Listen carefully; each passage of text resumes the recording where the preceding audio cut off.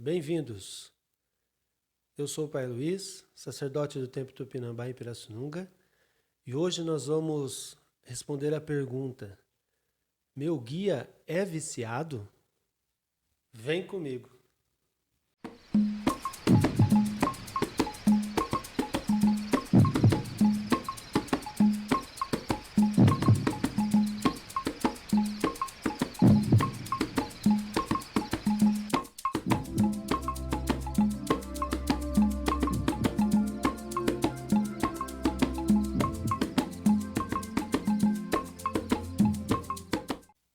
Será que meu guia é viciado? Outro dia, uma pessoa me perguntou se os nossos guias espirituais são seres de luz, por que eles utilizam cigarro, cachimbo, charuto, cigarro de palha? Por que que às vezes tomam cerveja branca, cerveja preta, conhaque, uísque, vinho? Por quê? Primeira coisa que nós temos que entender é a atuação da nossa religião e desconstruirmos uma história do puro, do evoluído que outras religiões têm. Então, a Umbanda, ela não lida com estado de perfeição, ela lida com estado de evolução. E o homem evoluir não significa buscar equiparar-se com um mentor, com Jesus, com um ser que está num âmbito de perfeição moral, consciencial e espiritual. Para a Umbanda, o homem deve evoluir-se, ou seja, o meu hoje deve ser melhor que o meu ontem. E eu tenho que ser amanhã melhor do que eu fui hoje. Esse é um dos principais objetivos da Umbanda. A Umbanda não vai desassociar a vida humana, natural, da evolução espiritual. Essa talvez seja uma das grandes diferenças que nós encontramos na Umbanda, no Candomblé ou no culto de Orixá, para as demais religiões, onde colocam o plano material dissociado do plano espiritual. Ou seja, se eu sou uma pessoa espiritualizada, eu não posso ter nenhum ato da vida material. E essa não é a verdade. Quem está vivo tem que viver. Quem está vivo tem que passar pelos processos da vida. Então, quando nós falamos da questão do fumo, da questão do álcool dentro da Umbanda, é preciso essa clareza. É preciso entender que os nossos guias espirituais não estão e nem querem estar em pé de igualdade dentro de uma visão teológica de um santo, de um Jesus, de um mestre ascensionado. Não, os nossos guias espirituais são gente como a gente, que já viveu na Terra, que sabe o que é perder o emprego, que sabe o que é enterrar um ente querido, que sabe o que é ser traído, que sabe o que é viver uma disputa, que sabe o que é adoecer, que sabe o que é ter depressão, que sabe o que o homem vive, que sabe o que é ter desejo, que sabe o que é ter sexualidade. Então, os nossos guias espirituais, eles já passaram por várias vidas, várias encarnações e ganharam uma coisa chamada experiência. Hoje, se nós olhamos, eu sou uma pessoa jovem de 35 anos, uma pessoa de 40, de 50, de 60, de 70, já viveu mais, já teve mais experiência, já acertou mais, também já errou mais. É claro que idade não é sinônimo de sabedoria, mas é sinônimo de ter vivido mais. E pode ser que aquela pessoa tenha aprendido muito mais do que eu. Quase que invariavelmente. A menos que ela não tenha vivido. Agora, quem viveu, quem se arriscou, quem batalhou, quem foi à luta em busca da sua felicidade, adquiriu experiência. E os nossos guias são assim. E nós estamos falando de um exemplo aqui de uma vida. Imagina um guia espiritual como um preto velho que viveu várias vidas. Um caboclo, que ele até pode ter tido na sua última vivência a experiência de ser um índio ou não, mas que também teve outras vivências. Então é uma soma de experiência de vida. Esses guias estão no mesmo nível que nós no sentido de experiência. Mas são guias. Nossa, me confundiu. Quer dizer o quê? Que eles já estão num outro nível evolutivo. Agora esse outro nível evolutivo é deles, não é nosso. Então, quando um guia ele incorpora, ou seja, existe a manifestação, e ele assume trejeitos de índio, de preto velho, não quer dizer necessariamente que ele é aquilo. Quer dizer que ele está se mostrando dentro de um arquétipo espiritual para que eu, que não sou evoluído como ele, consiga compreender a forma simples, a essência, a fé, o buscar evoluir em mim mesmo, que é o que de fato importa. Ele poderia e pode manifestar, ficar ereto, falar com uma linguagem rebuscada, uma forma coloquial, como eu já vi médiuns, às vezes até analfabetos ou semi-analfabetos, falarem em outros idiomas. É um conhecimento daquele guia.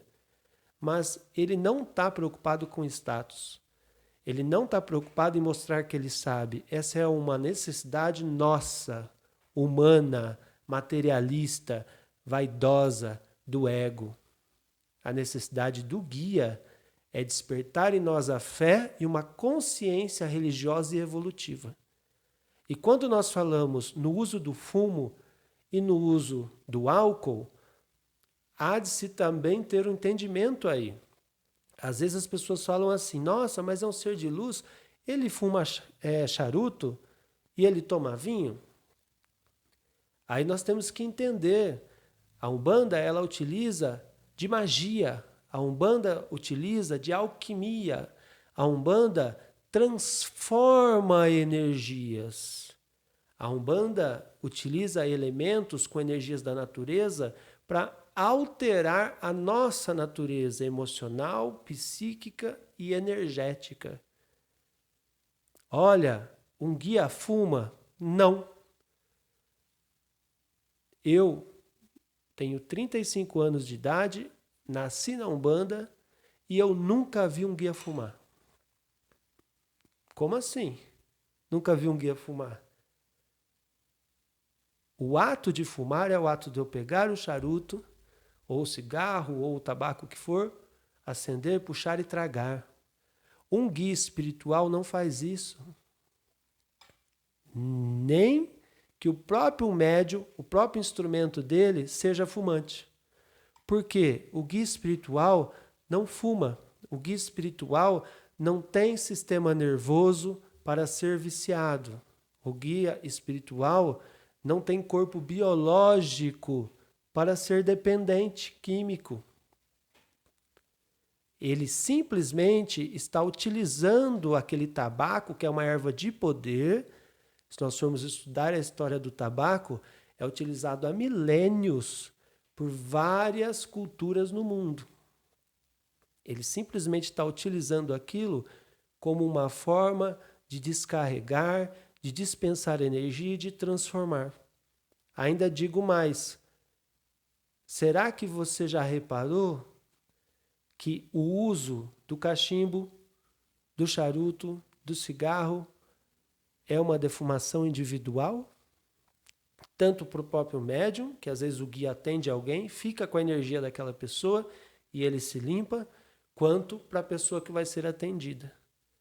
Talvez se você nunca pisou num bom centro de Umbanda, isso seja estranho para você. Mas quem já tomou um passe, se consultou com o preto velho, com o caboclo, com o Exu e foi limpo energeticamente por uma entidade, utilizando-se ou da bebida ou do tabaco, sabe que dá resultado. Não tem a ver com vício. Da mesma forma, a bebida. Eu sou uma pessoa que na minha vida cotidiana humana, eu não bebo. É muito, muito, muito, muito raramente. Eu não tenho esse costume. E eu não fumo. Quando um guia é manifestado no meu corpo, que eu dou passividade, ele utiliza do álcool, ele utiliza daquilo como uma fonte, primeiro, de energia, porque incorporar depende de energia. Física também, não é? E depende de energia espiritual, de transformação. O álcool, nós estamos vivendo uma época da pandemia aí, a gente põe na mão, passa rapidinho e evapora, não é verdade? É o que acontece com o álcool utilizado nas bebidas.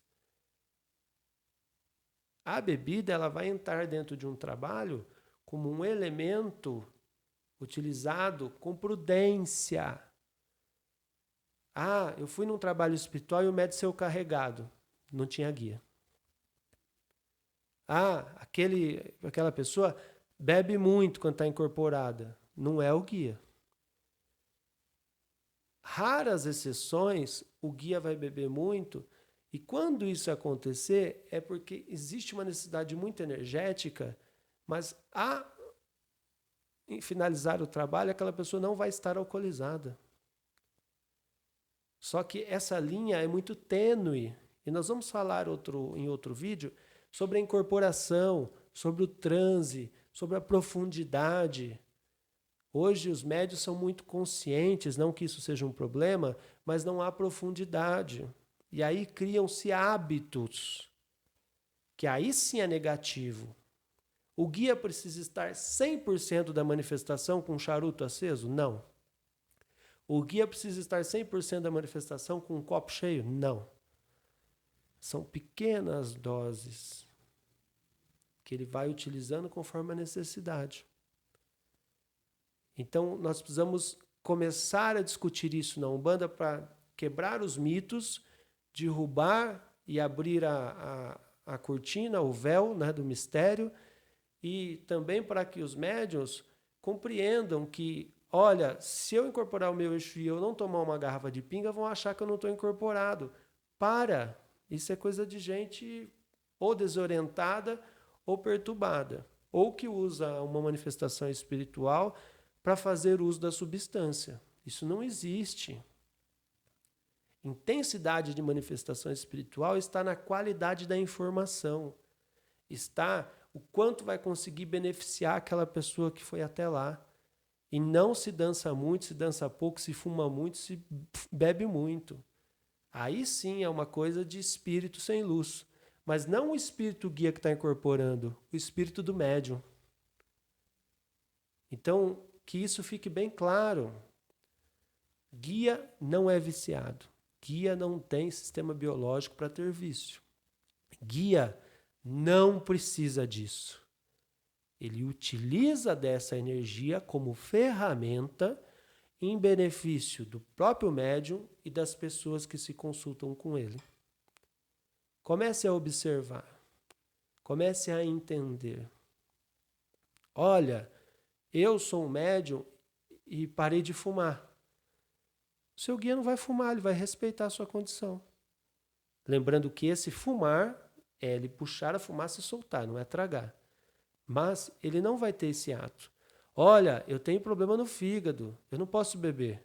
Olha, eu já fui alcoólatra, como que eu vou utilizar o álcool? Não vai. Não vai. Agora, nós não podemos ter um olhar de censura para os nossos guias e costumes, porque eles apenas reproduzem numa constituição religiosa o que é a vida social humana. Então, quando nós nos comungamos, quando nós vamos para um trabalho espiritual na Umbanda, é também um trabalho festivo. É também um trabalho onde vai ter musicalidade, onde vai ter dança, onde vai ter ritmo, onde eu vou me encontrar com o meu Deus e vou dançar com Ele. E vou comungar no ato da bebida, vou comungar no ato do abraço. Então nós não podemos ter essa pequenez de entendimento ou olhar para uma filosofia com bases ritualísticas ou litúrgicas de outras. É um grave erro, é um grave erro. Um guia espiritual nunca, absolutamente nunca, vai conduzir uma pessoa para o vício. Seja do fumo, seja do álcool, seja do alimento, seja do emocional, seja qual for. Um guia tem a função de guiar. E guiar para melhor. Então fica aqui esse vídeo, essa orientação, esse bate-papo. Se você ficou com alguma dúvida, deixa aqui embaixo nos comentários ou acesse o nosso WhatsApp para que nós possamos fazer outros vídeos aprofundando sobre esse tema. Compartilhe, curta, se inscreva e vem com a gente nessa caminhada. Pense bem.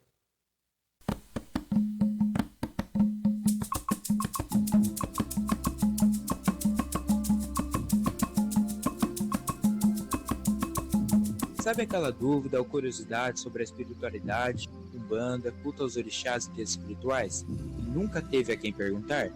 Agora você tem.